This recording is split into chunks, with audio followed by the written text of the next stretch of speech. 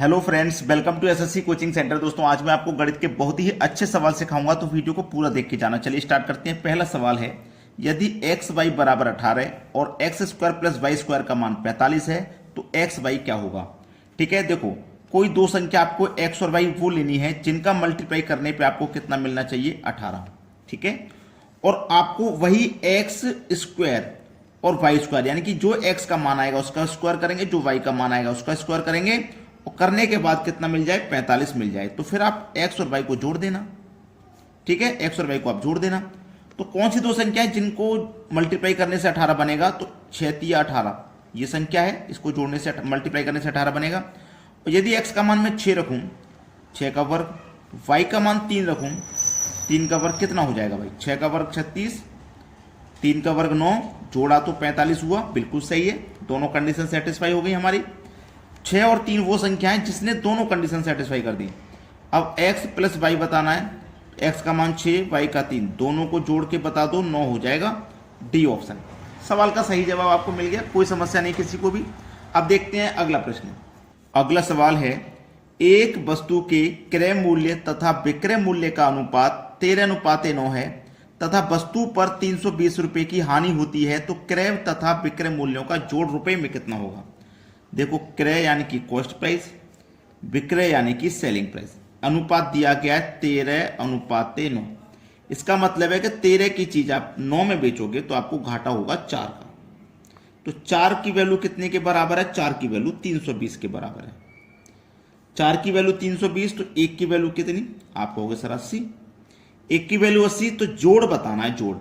तो 13 और 9 को जोड़ दो, सीधा सीधा कितना हो जाएगा, 22।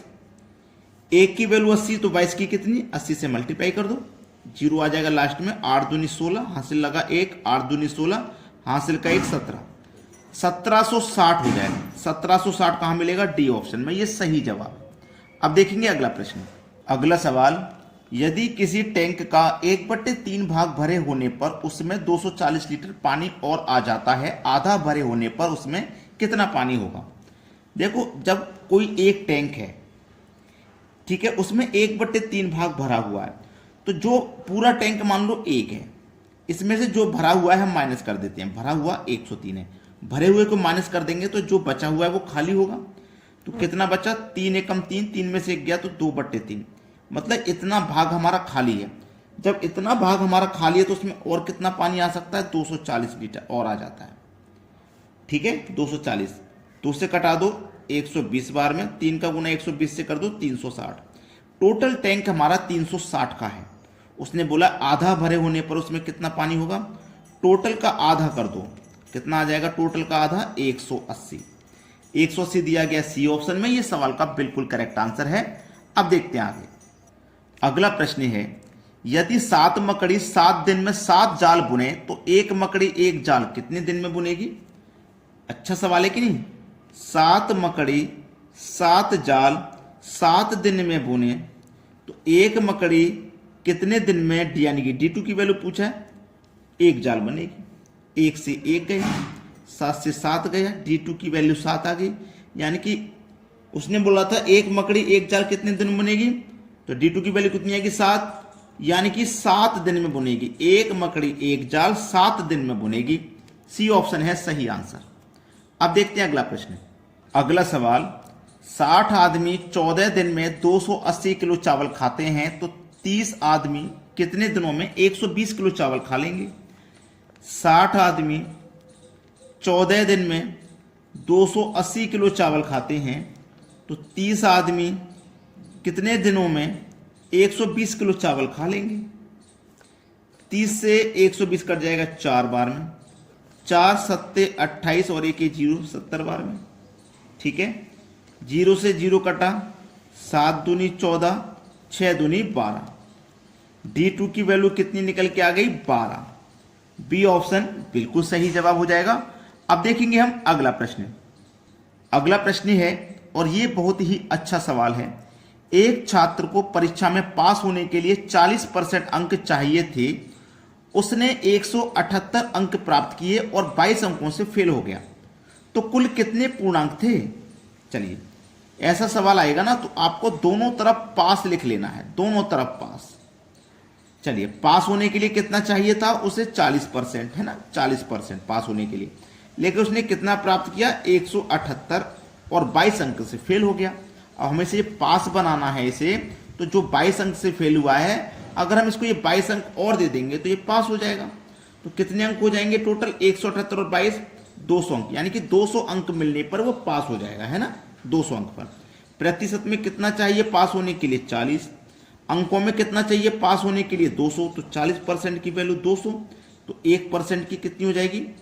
200/40। और चाहिए 100% का मान, कुल कितने पूर्णांक थे? तो 100 से मल्टीप्लाई कर देना है। 0 से कटेगा 0, 4 पंजे 20, 5 का गुना 100 से कर दो 500। पूर्णांक कितना था? 500 था। बी ऑप्शन सवाल का बिल्कुल करेक्ट आंसर हो जाएगा। अब देखेंगे अगला सवाल। अगला सवाल, एक परीक्षा में कमल ने 70% अंक प्राप्त किए, उसे 4 विषयों में से 3 विषयों में इतने अंक मिले, चौथे विषय में उसे कितने अंक मिले? देखो 4 विषय है ना, तो एक विषय 100 अंक का होता है, तो 4 विषय 400 अंक का हो गया, ये तो कन्फर्म है। ठीक है, अब जिसमें से 3 विषय में इतने इतने मिले हैं, जोड़ दो। 81, 66 और 61 को आप जब जोड़ोगे तो ये हो जाएगा 208, मतलब 208 मिले हैं उसको। टोटल अंक कितने? 4 विषय के 400, ठीक है, 4 विषय के 400, टोटल अंक 4 विषय के 400 हो गए। अब उसने बोला क्या था कि 3 विषय में तो इतने अंक मिल गए, चौथे विषय में उसे कितने मिले? जबकि एक परीक्षा में कमल ने 70 अंक प्राप्त किए, 70%, तो 400 का 70% प्राप्त किया है ना, तो 400 का हम 70% निकाल लेते हैं, पता चल जाएगा कितना प्राप्त किया है। 2 जीरो से 2 जीरो कटा दो, 4 सत्ते 28 और 1 जीरो, यानी कि 280 प्राप्त किए हैं 4 विषय में, जिसमें से 3 का तो हमें पता है 208 है। 4 विषय के में से 3 विषय का घटा देंगे, 1 का बचेगा और हमें पता लग जाएगा वो एक विषय कौन सा है ना, 72 बचेगा। 72 हमें पता लग गया, चौथे विषय में कितने प्राप्त हुए? 72%। सवाल खत्म। डी ऑप्शन आपके सवाल का है बिल्कुल करेक्ट आंसर। अब देखेंगे अगला सवाल। अगला सवाल है, एक परीक्षा में 900 लड़कियां तथा 1100 लड़के बैठे हैं, इनमें से 40% लड़कियां तथा 50% लड़के उत्तीर्ण हुए, तो कुल कितने प्रतिशत विद्यार्थी उत्तीर्ण हुए? देखो परीक्षा में लड़कियां कितनी हैं? 900। 900 में से कितनी प्राप्त, कितनी में से, मतलब 40% लड़कियां और 50% उत्तीर्ण हुए। 900 में से 40% लड़कियां पास हुई हैं, तो 900 का 40% हम निकाल लेते हैं। परसेंट का मतलब बटे में 100, 2 जीरो से 2 जीरो कटा दो, 9 चौक 36 और 1 जीरो 360। लड़कियां पास हुई 360, लड़के हैं 1100, जिसमें से पास हुए 50% का मतलब बटे में 100, 2 जीरो से गए 2 जीरो, 11 पंजे 55 और 1 जीरो 550। 360 लड़कियां पास हुई, 550 लड़के पास हुए, ठीक है। अब उसने बोला कुल कितने प्रतिशत विद्यार्थी पास हुए, कुल कितने प्रतिशत? 900 लड़कियां हैं, 1100 लड़के हैं, टोटल विद्यार्थी हो गए 2000। 2000 में से पास कितना हुआ? 360 और 550 को मिलाओगे तो ये 910 हो जाएगा भैया, हो जाएगा कि नहीं। और प्रतिशत के लिए क्या हो जाएगा? 100 से गुना, 2 जीरो से 2 जीरो कटा देना, 1 जीरो से यहाँ 1 जीरो कटा देना, 2 से भाग दूंगा 91 में, तो 45.5% आ जाएगा निकल के। कहाँ दिया गया है? बी ऑप्शन में। ये सवाल का सही जवाब है। ठीक है दोस्तों, वीडियो देखने के लिए बहुत बहुत धन्यवाद।